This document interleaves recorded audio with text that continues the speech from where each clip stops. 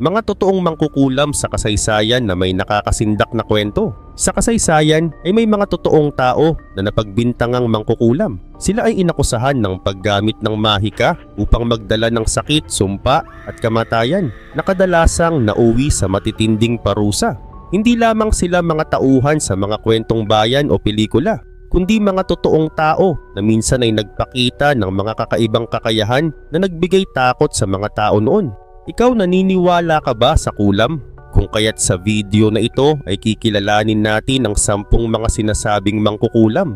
Pero bago tayo magsimula ay baka pwedeng paki-like at subscribe ng video na ito. Malaking tulong at bagay na ito sa aming mga content creators. Maraming salamat po. Kaya naman simulan na natin. Number 1. Isobel Gaudi. Si Isobel Gaudi ay isang babae na nabuhay noong 17th century sa maliit na bayan ng Aldern sa Scotland. Noong taong 1662, siya ay nagbigay ng mga detailed confession na nagsasabing siya ay isang mangkukulam. Dahil sa kanyang mga kwento ay naging kilala siya bilang isa sa mga pinakatanyag na kaso ng pangkukulam sa kasaysayan. Maraming tao ang natakot at naniwala sa kanyang mga sinabi dahil sa paniniwala noon na may mga totoong mangkukulam. Bukod dito, si Isobel ay isang karaniwang may bahay na kasal kay John Gilbert na isang magsasaka. Ang kanilang buhay ay simple at puno ng pang-araw-araw na gawain tulad ng pagluluto, paghahabi ng damit at pag-aalaga ng hayop. Sa panahong iyon ay maraming tao ang naniniwala sa mga engkanto at magic dahil dito ay madalas na napagbibintangan ng mga tao ng pangkukulam lalo na kung sila ay kakaiba o mahirap. Samantala noong April 1662 ay biglang nagkusa si Isobel na umamin sa pagiging mangkukulam. Ayon sa kanya, sumali siya sa isang grupo ng mga mangkukulam at nakipagkita sa dyablo. Sinabi niya na isinumpa niya ang kanyang dating pananampalataya at tinanggap ang marka ng dyablo sa kanyang katawan. Ayon pa sa kanya, may kakayahan siyang magbagong anyo at maging pusa o kuneho sa pamamagitan ng pagbigkas ng mga mahiwagang salita. Sinabi rin ni Isobel na ginagamit nila ang kanilang kapangyarihan upang manakit ng mga tao at sirain ang kanilang mga ani at hayop. Ayon sa kanya, ang kanilang grupo ay may mga lihim na pulong at nagsasagawa ng magical activities upang makuha ang kanilang gusto. Dahil sa kanyang mga kwento ay lalong lumakas ang paniniwala ng mga tao na may mga mangkukulam sa kanilang lugar. Ngunit marami namang eksperto ang naniniwala na ang mga sinabi ni Isobel ay maaaring hindi totoo. Maaaring bunga lamang ito ng kanyang imahinasyon o dahil sa takot at hirap na nararanasan niya sa buhay. Posible rin na pinilit siyang umamin sa mga bagay na hindi niya talaga ginawa. Sa panahong iyon ay madalas na ginagamitan ng pahirap ang mga inaakusahan ng pangkukulam upang mapaamin sila. Number 2. Aradia. Si Aradia ay isang sikat na pangalan sa kwento ng pangkukulam. Kilala siya mula sa aklat na Aradia o Gospel of the Witches na isinulat ni Charles Godfrey Leland noong 1899. Sinasabing siya ay anak ni Diana, ang diyosa ng buwan, at Lucifer, ang diyos ng liwanag. Ayon sa kwento, isinugo siya sa mundo para turuan ang mga tao ng pangkukulam. Gusto niyang tulungan ang mga mahihirap at alipin na lumaban sa mga malalakas at mayayaman noong unang panahon. Tinuruan ni Aradia ang mga tao ng iba't ibang ritual at dasal. Sinasabing kaya niyang bigyan ng proteksyon at pagmamahal ang mga nangangailangan. May mga nagsasabi rin na tinulungan niya ang mga tao na maghiganti sa mga nanakit sa kanila. Dahil sa kanyang mga turo ay maraming tao ang sumamba kay Diana at sumunod sa mga ritual na hindi sang-ayon sa simbahan noon. Ngunit may mga tao na nagdududa kung totoo ang kwento ni Aradia. Sinasabi ng ilang eksperto na baka gawa-gawa lang ito ni Leland o baka binigyan siya ng maling impormasyon.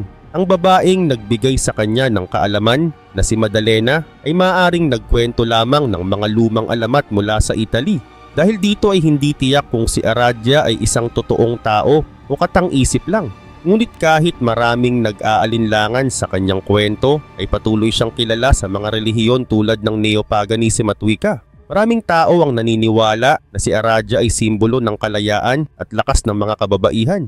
Ginagamit ang kanyang kwento bilang inspirasyon sa mga nais lumaban sa pang-aapi at hindi makatarungang pagtrato. Hanggang ngayon ay buhay pa rin ang pangalan ni Aradia sa mundo ng pangkukulam.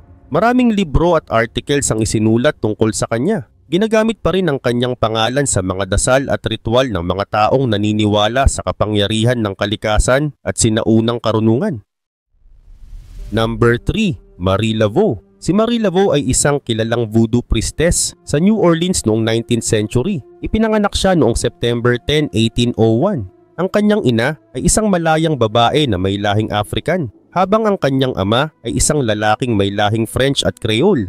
Bata pa lang siya ay natuto na siya tungkol sa mga tradisyon ng voodoo at herbal medicine. Noong 1819 ay ikinasal siya kay Jacques Paris, isang lalaking mula sa Haiti. Nagkaroon sila ng 2 anak, ngunit pareho itong namatay ng bata pa. Di nagtagal ay nawala si Jack at tinawag ni Marie ang sarili bilang Widow Paris. Kalaunan ay nagkaroon siya ng relasyon kay Christophe Dominique Dumini de Glapion at nagkaroon sila ng maraming anak, pero ilan lang ang nabuhay hanggang sa pagtanda. Si Marie ay sumikat dahil sa kanyang kakayahan sa voodoo. Naging tanyag siya sa kanyang mga ritual na ginaganap sa kanilang bahay sa St. Anne Street at sa Congo Square. Maraming tao ang humihingi ng kanyang tulong. Tumutulong siya sa mga may problema sa pag-ibig, kalusugan at negosyo.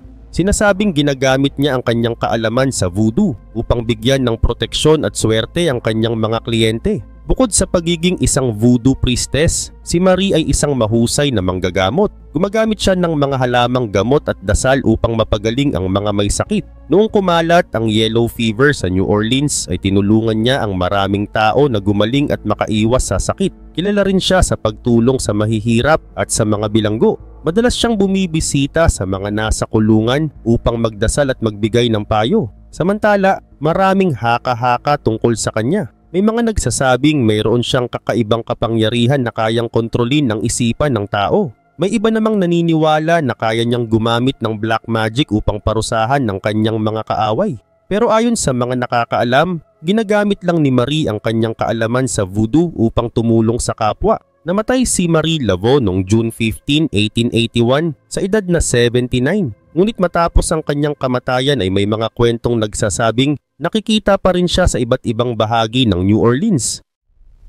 Number 4. Grigory Rasputin. Si Grigory Rasputin ay isang sikat na mystic mula sa Russia na naging malapit sa pamilya ng mga Romanov.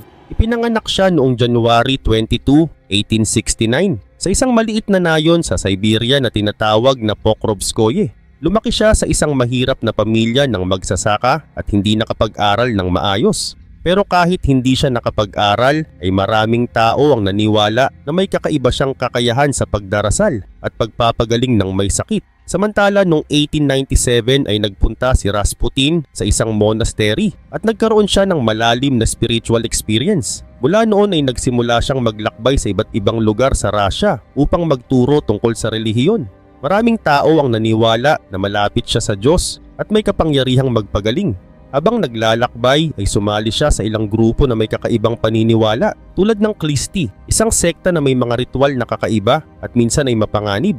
At noong 1906 ay ipinakilala si Rasputin sa pamilya ng Tsar ng Russia na sina Nicholas II at Empress Alexandra. Ang kanilang anak na si Alexei ay may sakit na hemophilia, isang sakit na mahirap pagalingin. Naniniwala ang pamilya na sa tulong ng mga dasal ni Rasputin ay bumubuti ang kalagayan ni Alexei. Dahil dito ay naging malapit siya sa Empress at madalas humingi ng payo sa kanya tungkol sa mahahalagang bagay.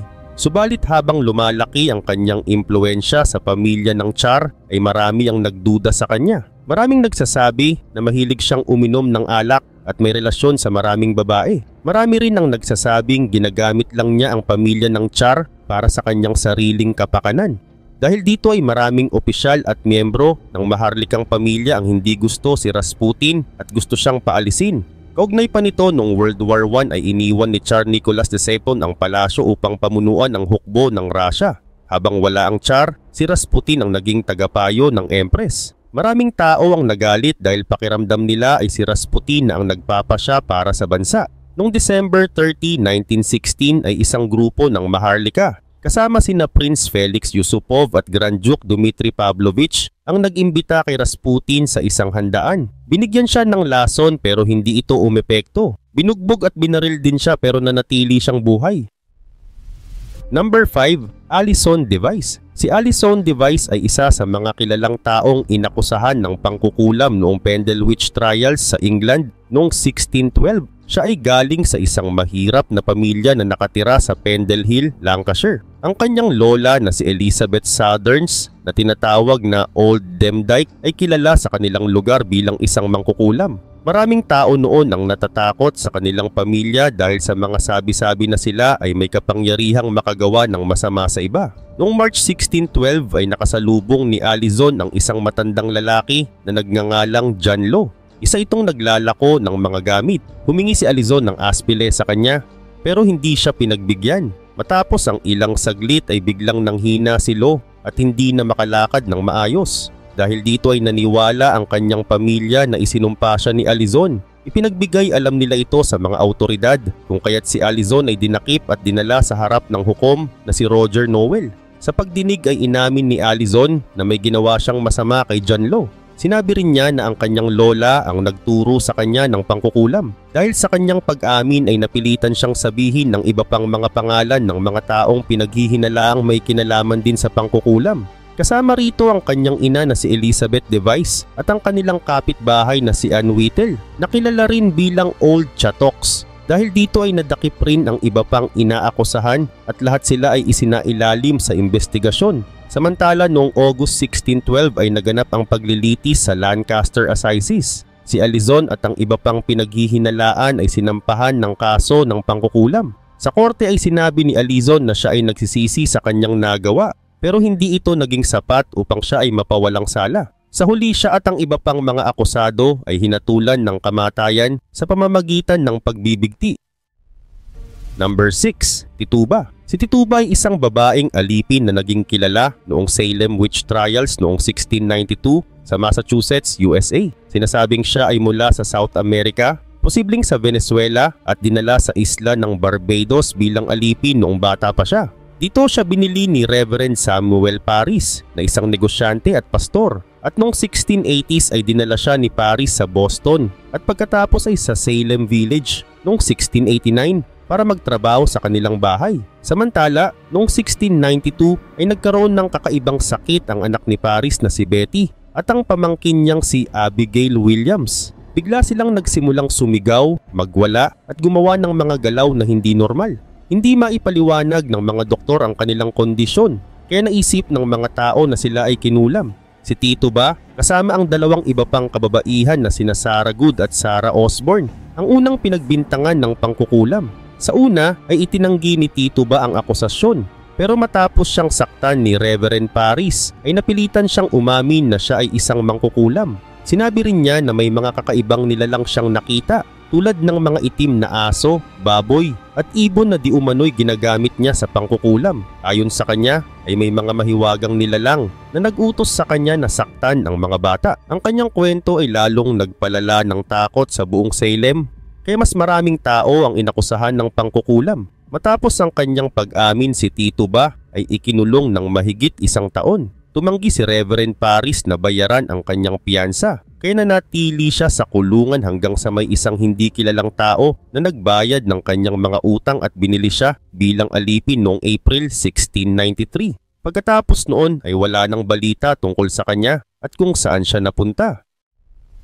Number 7. Gerald Gardner. Si Gerald Brousseau Gardner ay isang English writer at historian na kilala bilang ama ng makabagong wika. Ipinanganak siya noong June 13, 1884 sa Lancashire, England.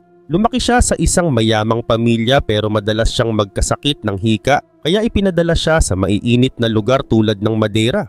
Sa kanyang paglaki ay mahilig siya sa pag-aaral ng kasaysayan at kultura ng iba't ibang bansa. Samantala, noong 1900 ay lumipat si Gardner sa Ceylon na ngayon ay Sri Lanka at pagkatapos ay sa Malaya noong 1911. Dito siya nagtrabaho bilang isang government official. Sa panahong ito ay naging interesado siya sa mga tradisyon, kultura at relihiyon ng mga lokal na tao. Pinag-aralan niya ang mga sining tulad ng paggawa ng kris na isang uri ng sandata sa Southeast Asia. Marami siyang natutunan tungkol sa mga ritual at paniniwala ng mga tao sa mga bansang ito na naging inspirasyon sa kanyang mga ideya sa hinaharap. Pagbalik niya sa England bago magsimula ang World War II ay sumali siya sa isang grupo na tinatawag na Rosicrucian Order Crotona Fellowship.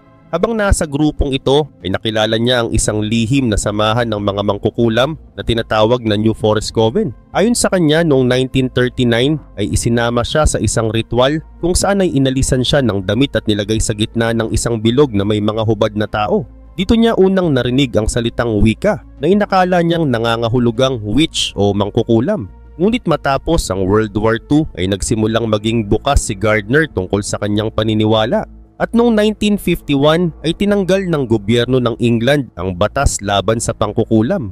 Dahil dito ay nagkaroon siya ng pagkakataon na ilathala ang kanyang mga idea sa pamamagitan ng libro niyang Witchcraft Today noong 1954. Sa aklat na ito ay ipinaliwanag niya ang mga ritual, paniniwala at gawain ng Wicca. Dahil dito ay naging mas kilala ang Wicca at unti-unting dumami ang sumusuporta sa bagong relihiyon na ito. Pero sa kabila ng kanyang kasikatan ay marami rin siyang hinarap na kontrobersya. May mga tao na nagsasabing ang ilan sa kanyang mga isinulat ay kinuha lamang niya mula sa mga gawa ni Aleister Crowley na isang sikat na occultist noong kanyang panahon. Number 8, Laurie Cabot. Si Laurie Cabot ay isang sikat na mangkukulam sa Amerika. Ipinanganak siya noong March 6, 1933 sa Wewoka, Oklahoma at lumaki sa California. Bata pa lang siya ay mahilig na siya sa mga mahiwagang bagay at misteryo. Nung naging dalaga siya ay lumipat siya sa New England at mas lalo pang pinag-aralan ng witchcraft o pangkukulam. Madalas siyang pumunta sa mga library para magbasa tungkol sa kasaysayan at tradisyon ng witchcraft. Samantala, si Laurie ay 2 beses nag-asawa at nagkaroon ng 2 anak na babae. Pinili niyang palakihin ang kanyang mga anak bilang mga mangkukulam din. Naging bahagi na ng kanyang pang-araw-araw na buhay ang pagsusuot ng itim na damit at itim na makeup sa mata na naging kanyang trademark look. Dahil dito ay madaling nakilala si Laurie sa mga tao. Gayun din naman noong 1971 ay nagbukas siya ng tindahan na tinatawag na The Witch Shop sa Salem, Massachusetts. Ang tindahang ito ay naging sikat sa mga turista dahil nagbebenta ito ng iba't ibang gamit na pang witchcraft tulad ng mga halamang gamot, kandila, tarot cards at iba pang magic related na bagay.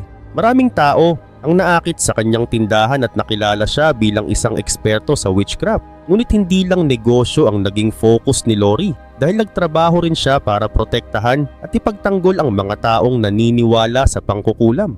At noong 1986 ay itinatag niya ang Witches League for Public Awareness. Layunin ng grupong ito na itama ang maling paniniwala ng iba tungkol sa witchcraft at labanan ang mga negative image nito sa media. Pinagsikapan din niyang ipakita sa mga tao na hindi lahat ng mangkukulam ay masama at hindi dapat katakutan. Pero sa kabila ng kanyang mabubuting layunin ay nagkaroon din siya ng mga kontrobersya. Noong kalagitnaan ng 1990s ay may isang insidente kung saan inakusahan siyang nagbanta sa isang agent ng real estate gamit ang baril. Marin niyang itinanggi ito at kalaunan ay ibinasura rin ang kaso laban sa kanya. Isa pang kontrobersya ang nangyari noong 2004 nang magkaroon ng hindi pagkakaintindihan sa pagitan niya at ng mga pulis sa Salem tungkol sa kustodya ng kanyang apo. Ayon sa balita, isinumpa umano niya ang isang opisyal ng pulisya, ngunit sinabi ni Laurie na hindi ito totoo. Number 9, Doreen Valiente. Si Doreen Valiente ay isang sikat na tao sa mundo ng witchcraft. Ipinanganak siya noong January 4, 1922 sa Collierswood, Surrey, England. Bata pa lang siya ay mahilig na siya sa mga bagay na may kinalaman sa misteryo at magic. Noong siya ay 9 na taong gulang ay may kakaiba siyang naramdaman habang nasa kanilang garden. Simula noon ay lalo siyang naging interesado sa magic at mga bagay na hindi madaling ipaliwanag. Samantala, noong World War II ay nagtrabaho siya sa Bletchley Park na isang lugar kung saan binabasa at isinasalin ang mga lihim na mensahe ng kaaway. Dito niya nakilala ang isang French soldier na naging asawa niya. At pagkatapos ng digmaan ay mas lumalim pa ang interes niya sa magic at nagsimula siyang magbasa at mag-aral tungkol dito.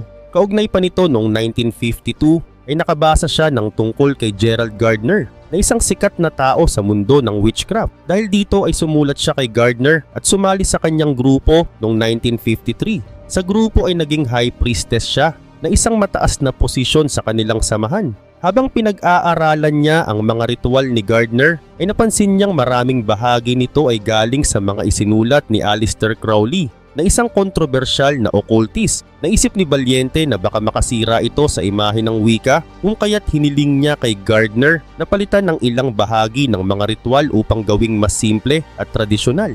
Sa paglipas ng panahon ay nagkaroon ng hindi pagkakaunawaan sina Valiente at Gardner. Gusto ni Gardner na ipakita sa publiko ang tungkol sa wika, pero natakot si Valiente na baka makasama ito sa kanila. Dahil dito ay umalis siya sa grupo at ipinagpatuloy ang kanyang sariling pag-aaral at pagsasanay sa pangkukulam. Gayun din naman ay nagsulat din siya ng maraming aklat tungkol sa witchcraft. Kabilang dito ang Where Witchcraft Lives noong 1962, An ABC of Witchcraft noong 1973 at Witchcraft for Tomorrow noong 1978. Ang mga aklat na ito ay naging gabay para sa mga taong gustong matuto tungkol sa wika. Number 10, Rosalind Norton. Si Rosalind Miriam Norton, na tinawag ding The Witch of King's Cross, ay isang kilalang artist at occultist mula sa Australia.